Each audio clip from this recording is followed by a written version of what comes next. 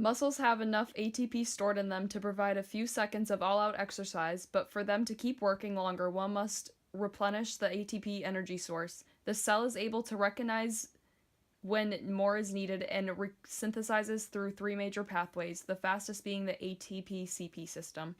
The ATP-CP system is a favored method of resynthesizing ATP because of how fast it works. In the system, creatine phosphate is broken down by hydrolysis into a creatine and free phosphate. Free phosphates bond with ADP by phosphorylation to create more ATP. It requires no oxygen, making it anaerobic. It lasts for 10 to 14 seconds, however, because there's a limited supply of stored creatine phosphate, muscles fatigue easily.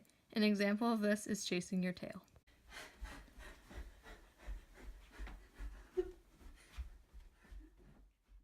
After the ATP-CP system reaches its capacity for ATP production, the lactic acid system or glycolysis begins.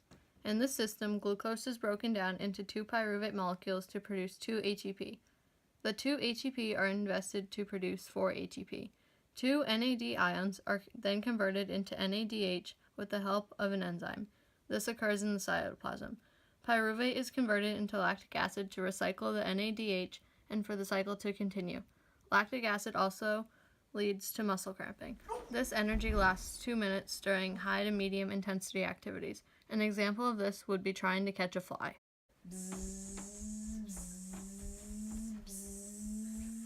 A few moments later.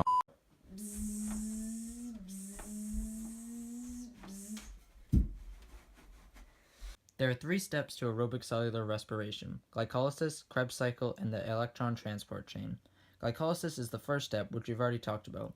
Following that, in the Krebs or citric acid cycle, pyruvate is converted into acetyl-CoA, which then goes through different chemical reactions.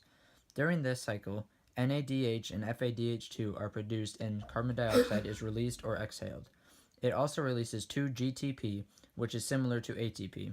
In the ETC or electron transport chain, the NADH and FADH2 from the Krebs cycle is used to pump hydrogen ions into the intermembrane space from the mitochondria, which creates a hydrogen gradient from low concentration in the mitochondria to high concentration into the intermembrane.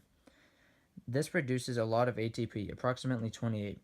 Finally, beta oxidation is a process where fats are broken down into acetyl-CoA and NADH and FADH2.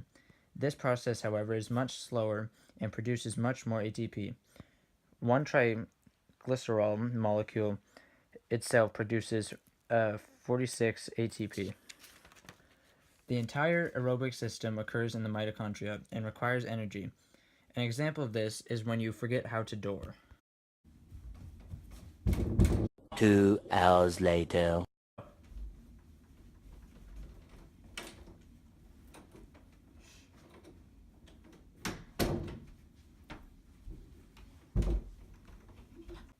In the beginning of exercise, stored ATP in the muscle provides energy for about 2 seconds. Then the ATP system kicks in and lasts an additional 10 to 14 seconds of high-intensity activity.